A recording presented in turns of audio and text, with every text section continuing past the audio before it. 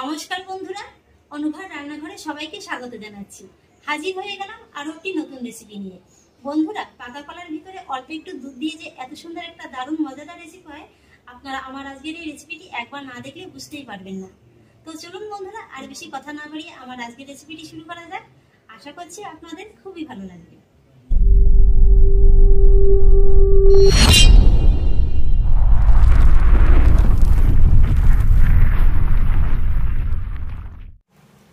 বন্ধুরা, রেসিপির শুরুতেই আমি গ্যাসের উপরে একটি কড়াই বসিয়ে দিয়েছি আর কড়াইটাকে খুব ভালোভাবে গরম করে নিয়েছি।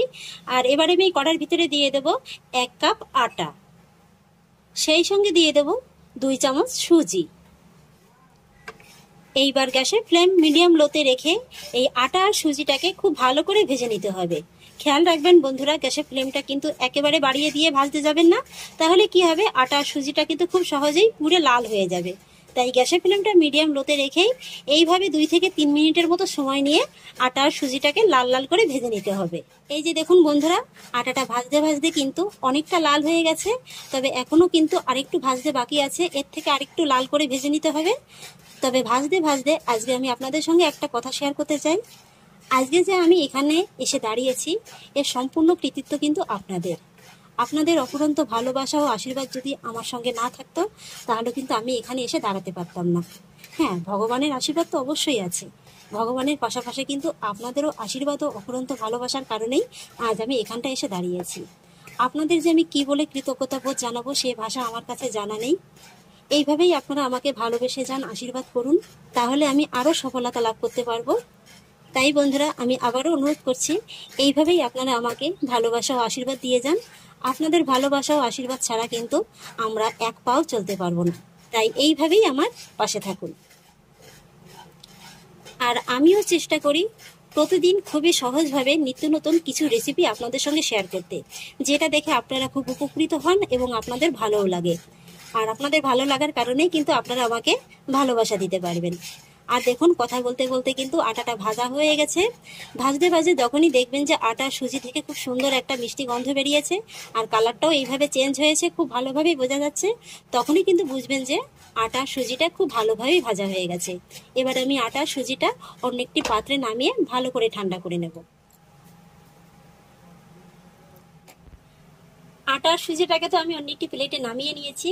আর এবার দেখুন বন্ধুরা, আমার আজকের রেসিপির প্রধান উপকরণ হচ্ছে কলা। আর সেই জন্য আমি এখানে মিডিয়াম সাইজের 5টি পাকা কাঁঠালি কলা নিয়েছি। এবার প্রথমেই আমি এই কাঁঠালি কলাগুলোকে ছাড়িয়ে নেব। এই প্রচন্ড গরমে কি হয়, বাড়িতে কলা আনার 2 থেকে 3 দিনের মধ্যেই কিন্তু কলাগুলো খুব তাড়াতাড়ি পেকে যায় আর গায়ে কিন্তু একটা কালো স্পটের মতো পড়ে। সেক্ষেত্রে কি হয়, বাচ্চারা কিন্তু সেই কালো স্পটওয়ালা কলাগুলো খেতে চায় না, আর সেই জন্য এই কলাগুলো আমাদের ফেলেই দিতে হয়। তো এইভাবে কলাগুলো ফেলে না দিয়ে যদি আপনারা এরকম একটা ইউনিক রেসিপি বানিয়ে ওদের সামনে দেন, তাহলে কিন্তু কলার যে পুষ্টি গুণাগুণটা আছে সেটাও ওরা পেয়ে যাবে, আর তাছাড়া নতুন একটা রেসিপির স্বাদও পাবে।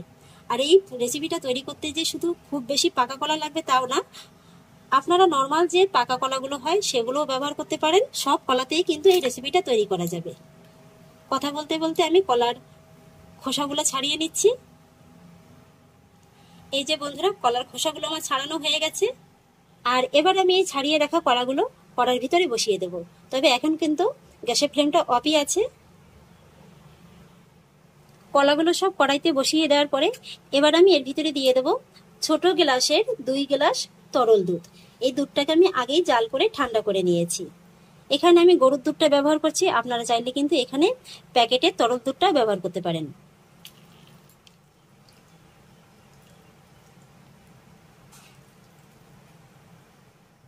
পুরো দুধটাকে আমি কলার ভিতরে ঢেলে দিয়েছি। আর এবার আমি গ্যাসের ফ্লেমটা মিডিয়ামে রেখে এইভাবে ঢাকা চাপা দিয়ে কলাটাকে 2 থেকে 3 মিনিটের মতো এই দুধের সঙ্গে ফুটিয়ে নেব। 3 মিনিট বাদে এবার ঢাকাটা তুলে নিচ্ছি। এই 3 মিনিটের ভিতরেই কিন্তু দুধটা ফুটে অনেকটা ঘন হয়ে গেছে আর কলাটাও দেখুন খুব সুন্দরভাবে কিন্তু একেবারে নরম হয়ে গেছে। আর এই 3 মিনিটের ভিতরে ঢাকা চাপা দেওয়ার কারণে কিন্তু দুধটা মাঝে মাঝে বলক চলে আসতে পারে। সেক্ষেত্রে কি করবেন, ঢাকাটা তুলে একটু দুধটাকে এইভাবে নাড়িয়ে চাড়িয়ে দেবেন। সেটাও কিন্তু এইভাবে খুন্তির সাহায্যে তুলে দিতে হবে। তো পুরো কলাটাকে আমি খুন্তির সাহায্যে ভালো করে কেটে কেটে দিয়েছি। আর এবার আমি এই কলাটাকে এই খুন্তির সাহায্যে একটু ম্যাশ করে নেব। তো বন্ধুরা দেখুন, আমি কিন্তু পুরো কলাটাকে খুন্তির সাহায্যে ম্যাশ করে দিয়েছি। আপনারা চাইলে এটাকে ম্যাশার কিংবা গ্লাসের পিছন দিয়েও কিন্তু ম্যাশ করে নিতে পারেন, সেটাতে আরো ভালো হয়। তবে এই যে একটু গোটা গোটা দেখছেন, এতে কোনো অসুবিধা নেই, এটা কিন্তু একটু মুখে পড়লে খেতে বেশ ভালোই লাগবে। কলাটাকে ভালো করে ম্যাশ করে দেওয়ার পরে এবার আমি দিয়ে দেবো হাফ কাপেরও একটু কম চিনি। চিনিটা এখানে আমি একটু কমই ব্যবহার করছি, পরে যেহেতু আবারও এখানে চিনির ব্যবহার হবে। চিনিটা দেওয়ার পরে এবার আমি এর ভিতরে অ্যাড করব 2 টেবিল চামচ ড্রাই কোকোনাট। এবার আমি ড্রাই কোকোনাট আর চিনিটাকে কলার সঙ্গে একবার ভালো করে মিশিয়ে দেব। আর ততক্ষণই ওয়েট করব যতক্ষণ না পর্যন্ত চিনিটা ভালোভাবে গলে যাচ্ছে। চিনিটা খুব ভালোভাবেই গলে গেছে। আর এবার আমি এর ভিতরে অ্যাড করব খুবই সামান্য একটু লবণ। মিষ্টির স্বাদটা ব্যালেন্স রাখার জন্য এখানে আমি সামান্য একটু লবণের ব্যবহার করলাম। লবণটাও একবার ভালো করে মিশিয়ে দেব। আর তারপরে অ্যাড করব আমি যে সুজি আর আটাটা ভেজে রেখেছিলাম, সেই সুজি আর আটাটা। একবারে কিন্তু পুরোটা দেব না, এইভাবে অল্প অল্প করে দেব। আর এই কলার মিশ্রণের সঙ্গে ভালো করে মিশিয়ে নেব। আর এই সময় কিন্তু গ্যাসের ফ্লেমটা অবশ্যই লোয়ে রেখে এই কাজটা করতে হবে।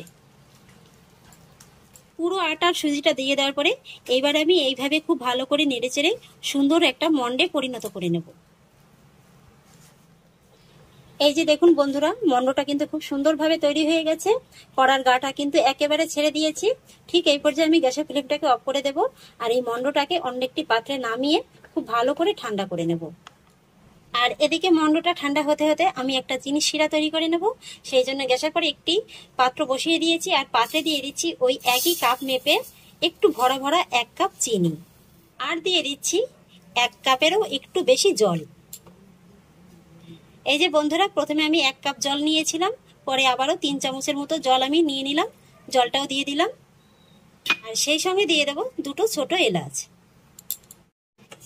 এবার আমি চিনিটাকে ভালো করে গলিয়ে চিনি শিরাটাকে তৈরি করে নেব। এখানে কোনো 1 তার বা 2 তার চিনি শিরা তৈরি করার প্রয়োজন নেই। হালকা একটু চিপচিপে ভাব আসলেই চিনি শিরাটা তৈরি হয়ে যাবে। এই যে বন্ধুরা, চিনি শিরাটা কিন্তু তৈরি করা হয়ে গেছে। এই যে দেখুন, হালকা একটু চিপচিপে ভাব চলে এসছে, তার মানে চিনি শিরাটা একেবারে তৈরি। এবার আমি গ্যাসের ফ্লেমটাকে অফ করে এই চিনি শিরাটাকে এইভাবে একটু ঢাকা চাপা দিয়ে রাখবো। আর এদিকে আটা, কলা আর সুজির মন্ডটাও খুব ভালোভাবে ঠান্ডা হয়ে গেছে। এটাকে আমি হাত দিয়ে আরেকবার একটু ভালো করে মেখে নেব। আমি মন্ডটাকে খুব ভালো করে মেখে নিয়েছি। আর এবার আমি হাতে সামান্য একটু ঘি নিয়ে এইভাবে মন্ডর উপরে লাগিয়ে দেব। এতে করে হাতে যতটুকু লেগে আছে এটুকু কিন্তু আর লেগে থাকবে না। আর তারপরে এই মন্ড থেকে এইভাবে অল্প অল্প করে নিয়ে হাতের সাহায্যে একটু চেপে গোল করে 2 হাতের তালুতে নিয়ে এইভাবে একটু চেপে চেপে গোল করে নিয়ে হালকা একটু চাপ দিয়ে একটা চ্যাপ্টা শেপ দিয়ে নেব। এটা আপনারা আপনাদের পছন্দ অনুযায়ী যে কোনো শেপ দিয়ে করতে পারেন। তারপরে একটা আঙুলের সাহায্যে এইভাবে একটু মাঝখান দিয়ে ডাবিয়ে একটু গর্তের মতো করে দিলে দেখবেন সুন্দর একটা ডিজাইন চলে এসছে। এই ডিজাইনটা করা কিন্তু খুবই সহজ, আর এই রেসিপিটা তৈরি করাও খুবই সহজ, দেখে নিশ্চয়ই বুঝতে পারছেন। এই যে বন্ধুরা, আমার একটা ডিজাইন তৈরি করা হয়ে গেছে। আর এইভাবেই আমি সবকটি ডিজাইন তৈরি করে নেব। এক এক করে আমি সবগুলো শেপ দিয়ে নিয়েছি। আর এবার আমি এগুলোকে ভেজে নেওয়ার জন্য কড়াইতে কিছুটা পরিমাণে সাদা তেল গরম বসিয়ে দিয়েছি। আর তেলটাকে কিন্তু আমি মিডিয়াম ফ্লেমে খুব ভালোভাবে গরম করে নিয়েছি। আর এবার গ্যাসের ফ্লেমটা মিডিয়াম লোতে রেখে এক এক করে আমি এগুলো সব ভেজে নেব।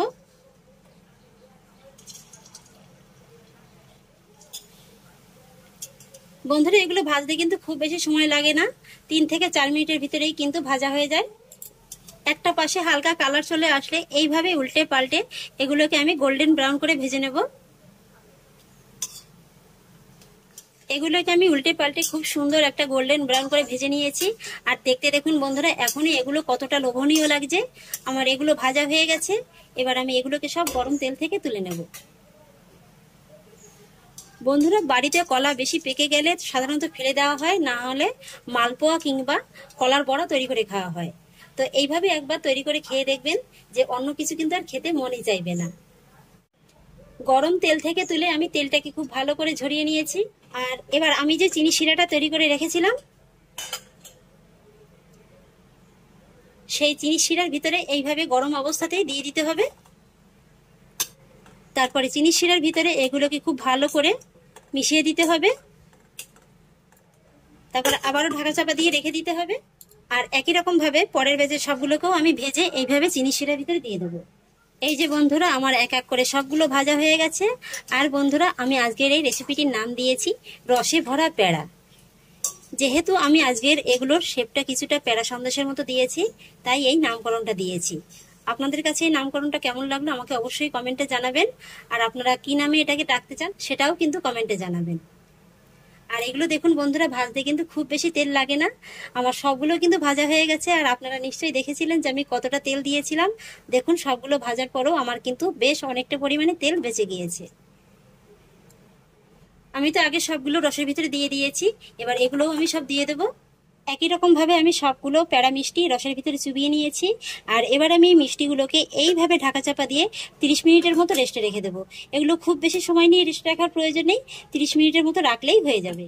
ফিরে এলাম বন্ধুরা 30 মিনিট বাদে। এবার ঢাকাটা তুলে আপনাদের কলার মিষ্টিগুলো দেখিয়ে দিচ্ছি। এই যে দেখুন বন্ধুরা, মিষ্টিগুলো কিন্তু খুব সুন্দরভাবে একদম চিনি শিরাটাকে ছোপ করে নিয়েছে। এই যে দেখুন, দেখে নিশ্চয়ই বুঝতে পারছেন যে এগুলো কতটা নরম হয়েছে।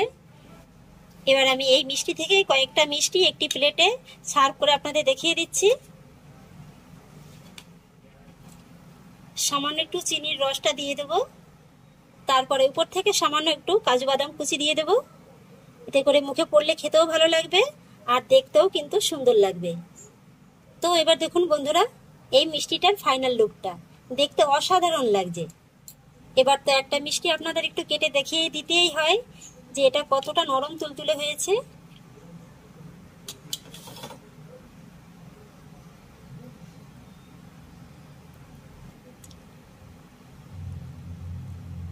কাটাটা দেখে নিশ্চয়ই বুঝতে পারছেন, এটা আর বলার কিছুই নেই যে এটা কতটা নরম তুলতুলে হয়েছে। আর ভিতরে দেখুন বন্ধুরা, রসটা কত সুন্দর একেবারে সোপ করে নিয়েছে। এর ভিতরে যেহেতু পাকা কলা, আটা, সুজি তিনটেই দেওয়া আছে, তাই কিন্তু খুব সহজেই এই মিষ্টিটা খুব সুন্দর নরম তুলতুলে হয়েছে। তো আশা করছি বন্ধুরা আমার আজকের এই পাকা কলা দিয়ে দারুণ মজাদার স্বাদের মিষ্টির রেসিপিটি আপনাদেরও খুব ভালো লেগেছে। যদি ভালো লেগে থাকে তাহলে আমাকে অবশ্যই একটা লাইক এবং কমেন্ট করবেন, সেই সঙ্গে বন্ধুদের সঙ্গে শেয়ার করবেন। আর প্লিজ বন্ধুরা, যদি আমার পরিবারের নতুন সদস্য হয়ে থাকেন তাহলে একটা সাবস্ক্রাইব করে পাশে থাকা বেল আইকনটি প্রেস করে দেবেন। ফিরে আসছি এরকমই পরের আরো অন্য কোনো নতুন রেসিপি নিয়ে। সবাই ভালো থাকুন, সুস্থ থাকুন, ধন্যবাদ।